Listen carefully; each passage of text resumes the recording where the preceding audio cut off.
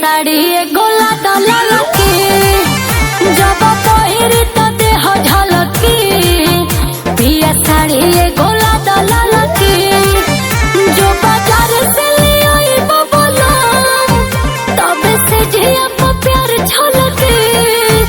मुझसे काके हलकी हलकी एगो छोड़िया ले दलकी जब पहिरी तो देह झलकी पिया साड़ी गोला दलकी लादना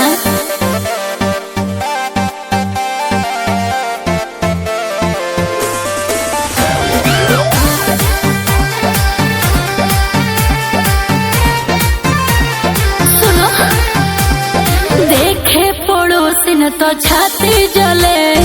गोतन ननद दिन राती जले बुझल हम